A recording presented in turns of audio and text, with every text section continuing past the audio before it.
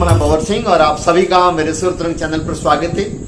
दोस्तों, अभी हमने रामदेव जी महाराज की भाद्र दूज मनाई और असंख्य लोग प्रतिवर्ष की बात इस साल भी पैदल रामदेवरा दर्शन करने के लिए गए, अब भी जा रहे हैं। रास्ते में आते जाते हम देखते भी हैं। रामदेव जी महाराज हमारे सबसे बड़े लोक देवता, कलयुग के अवतारी पुरुष, जिनके असंख्य भारत भर में परम भक्त हैं जो प्रतिवर्ष दर्शन करने के लिए आते हैं। घर बैठे भी उनको याद करते हैं। गुजरात, पंजाब, महाराष्ट्र, हरियाणा, राजस्थान और सभी भारत के सभी राज्यों से लोग दर्शन करने के लिए आते हैं। साल भर वहां भक्तों का तांता लगा रहता है, लेकिन भाद्र माह में तो उनका विशेष रूप से मेला लगता है। तब वहां पर दर्शन करने के लिए लोग असंख्य लोग पैदल और विभिन्न साधनों के माध्यम से दर्शन करने के लिए आते हैं। लेकिन दोस्तों, क्या आप जानते हैं कि 33 साल की उम्र में ही रामदेव जी महाराज ने जीवित समाधि क्यों ली? ये तो अवतारी पुरुष थे और लंबे समय तक जीवित रहते तो जन कल्याण करते, न जाने कितने दुष्टों का संहार करते, बहुत सारे लोगों को बहुत कुछ लाभ देते, बहुत कुछ चमत्कार देते।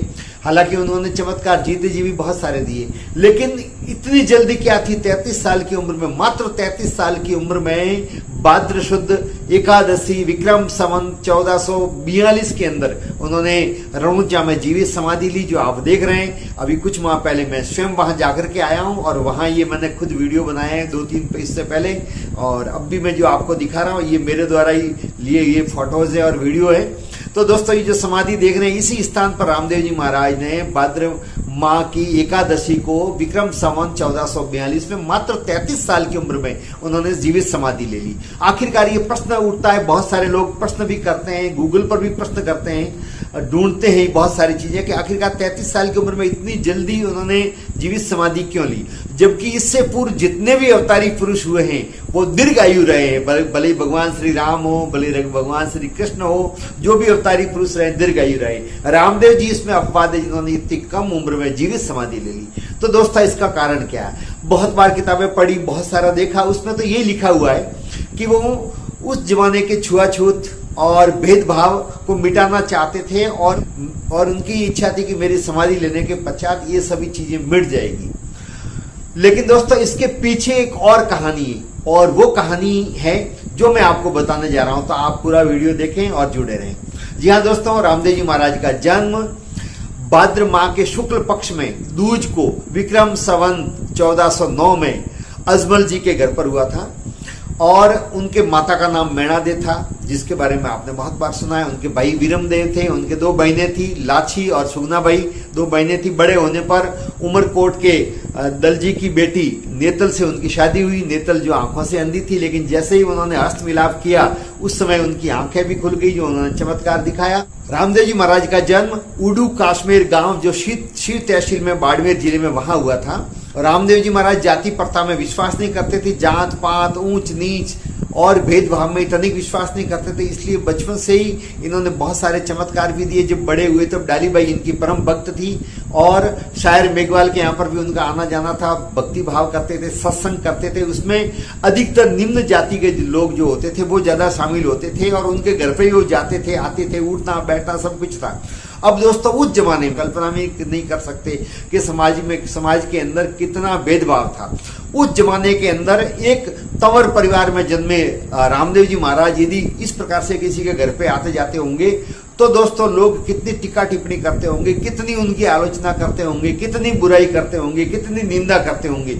लेकिन उन समस्त बातों से बिना परवाह किए वो अपने को निर्वहन कर रहे थे, और इसी प्रकार भक्ति भाव और सत्संग करते थे। इसको लेकर के इनके समाज के लोग भी इनसे नाराज थे। बहुत सौ ने इनका विरोध भी किया, लेकिन इन्होंने किसी की परवाह नहीं की। लेकिन दोस्तों, जब ये ज्यादा ही आलोचना होने लगी, भिन्न प्रकार की बातें होने लगी, उन पर भिन्न प्रकार के आरोप भी लगाए जाने लगे। डालीबाई उनकी परम भक्त थी, जो उनके साथ में ही भक्ति भाव करती थी। बहुत सारी बातें होने लगी, तो उन समस्त बातों से ये बहुत व्यथित हुए, और अंतोगतवा उन्होंने ये निर्णय लिया कि मैं जीवित समाधि लूंगा, और समाधि लेने के पश्चात लोगों को पता लगेगा कि सही क्या था और गलत क्या था, और उसके बाद में लोग ये जाति पाति भेदभाव ऊंच नीच को त्याग देंगे। लेकिन जब ये निर्णय किया तो डालीबाई सबसे पहले आगे आई और उन्होंने कहा कि मैं समाधि पहले लूंगी। रामदेव जी महाराज ने कहा कि पहले मैं समाधि लूंगा। अब दोनों के बीच में जब पहले मैं होने लगा तो डाली भाई ने सबसे पहले समाधि ली। भाई ने जो आप देख रहे हैं ये रामदेव जी महाराज की समाधि के ठीक पास में डाली भाई की समाधि आप देख रहे हैं। मैंने बहुत अंदर जाकर के ये पूरा वीडियो बनाया। देखो ये सब मूर्ति है, ये डाली भाई का है, ये पूरा डाली भाई की समाधि है जो आप देख रहे हैं। यहाँ पर डाली भाई ने सबसे पहले जीवित समाधि ली। कोई कह रहे हैं 2 दिन पहले ली, कोई कह रहे हैं 1 दिन पहले ली, लेकिन ये सत्य है कि उन्होंने पहले समाधि ली। और डाली भाई ने समाधि लेने के पश्चात फिर बाद में रामदेव जी महाराज ने, जो आप देख रहे हैं यहाँ पर, रामदेव जी महाराज ने जीवित समाधि ली।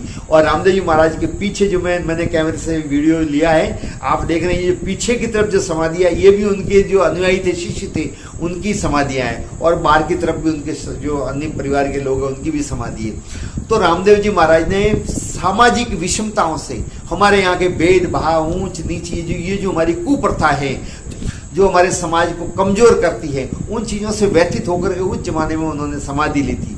और दोस्तों बाद में ये हुआ भी, उनकी समाधि लेने के पश्चात उनके भक्तों की संख्या बढ़ने लगी। उन्होंने उसके बाद में भी बहुत सारे पर्चे दिए और फिर धीरे धीरे वहां पर तीर्थ स्थल बन गया। और 1931 में ये जो आप मंदिर देख रहे हैं, 1931 में बीकानेर के महाराजा गंगा सिंह जी ने, वही महाराजा गंगा सिंह जी जिन्होंने गंगा नहर लाई थी, उन्होंने महाराजा गंगा सिंह जी ने अपने राजकीय खर्चे से इस मंदिर का निर्माण करवाया, जो आज भी आप देख रहे हैं। ये सुशोभित है और ये उन्होंने ये मंदिर बनाया। और उसके बाद में तो लाखों उनके भक्त दिनों दिन बढ़ते ही जा रहे हैं दोस्तों। उसके बाद में गरीब, अमीर, हिंदू, मुसलमान सभी जाते हैं। रामदेव जी महाराज को रामसा पीर भी कहते हैं। 5 जो पीर आए थे मक्का से, उनके लिए कटोरा उन्होंने मंगवाया, उनको चमत्कार दिखाया था, उन्होंने भी माना, उन्होंने नाम दिया रामसा पीर।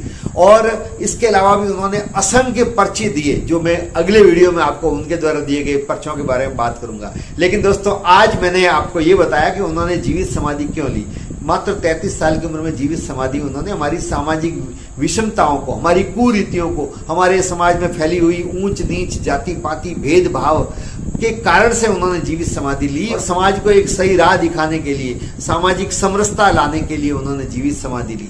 तो दोस्तों ये था कारण जो रामदेव जी महाराज ने 33 साल की उम्र में समाधि ली।